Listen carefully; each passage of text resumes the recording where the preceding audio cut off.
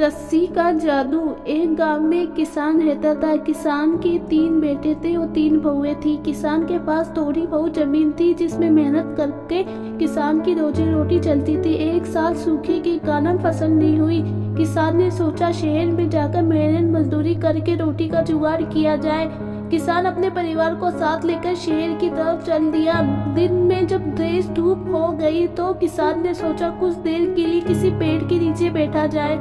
वे एक घनी छाया वाले बरगद के पेड़ के नीचे बैठ गए। किसान ने सोचा कि खाली बैठने से भला कोई काम कर लिया जाए। उसने अपने एक बेटे से कहा कि तुम जाकर जूट ले आओ। दूसरे बेटे से कहा कि तुम कहीं से जाकर सब्जी ले आओ। तीसरे बेटे से कहा कि तुम कहीं से खाने का बाकी सामान ले आओ। किसान ने अपनी बहुओं को भी काम में लगा दिया। एक को कहा तुम पानी ले आओ, दूसरी से कहा तुम लकड़ी ले आओ, तीसरी से कहा तुम आटा गूंथ लो। सब अपने अपने काम पर लग गए। जूट लाने पर किसान रस्सी बनाने में लग गया। जिस पेड़ के नीचे वे बैठे थे उस पेड़ पे एक दानव रहता था। दानव ये सब कुछ देख रहा था। उसे रस्सी के बारे में कुछ समझ नहीं आई। वह पेड़ से नीचे उतरा और किसान से पूछने लगा, आप इस रस्सी से क्या करोगे? किसान कुछ नहीं बोला, अपना काम कर रहा। दानव ने फिर किसान से पूछा, आप ये रस्सी क्यों बना रहे हो? किसान ने कहा, तुम्हें बांधने के लिए। ये सुनकर दानव डर गया और बोला, आप जो कुछ भी चाहिए मैं देने को तैयार हूँ, आप मुझे छोड़ दीजिए। ये सुनकर किसान ने कहा कि मुझे अभी एक बस्ता सोने का भरा हुआ दे दो, मैं तुम्हें छोड़ दूंगा।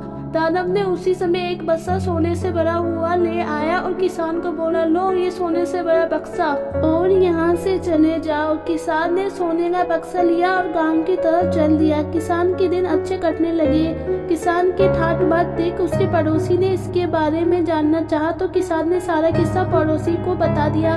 पड़ोसी किसान लालच में आ गया। उसने भी ये तरकीब अपनाने की कोशिश की। वह अपने सारे परिवार के साथ चल दिया।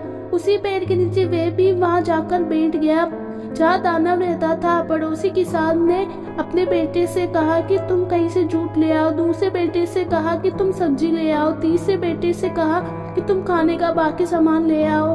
फिर उसने अपनी बहुओं को भी कहा कि तुम पानी ले आओ, तुम जाके लकड़ी ले आओ और तुम आटा गूंथ लो। पर किसी ने भी पड़ोसी किसान की नहीं सुनी और अपने में ही मस्त थे। आखिर में किसान खुद ही सारा काम करके रस्सी बनाने लग गया। दानव ये सब कुछ देख रहा था। कुछ देर दानव किसान के पास आया और बोला, तुम यह रस्सी किसके लिए बना रहे हो? किसान ने सोचा दानव डर गया है। किसान हंसते हुए बोला, तुम डर गए हो, ये रस्सी मैं तुम्हें बांधने के लिए बना रहा हूँ। इस पर दानव जोर से हंसा और बोला, तुम्हारा अपना परिवार तो तुमसे डरता नहीं है, मैं तुमसे क्या डरूंगा? पहले अपने परिवार को तो बांध लो, फिर किसी को बांधना। ये कहकर दानव पेड़ पर चला गया। राजा किसान अपना मुंह लेकर गांव लौट गया। इसलिए आदमी को चाहिए कि वह पहले अपने परिवार को आज्ञाकारी बनाए, फिर दूसरे से कोई उम्मीद करे। जय श्री कृष्णा।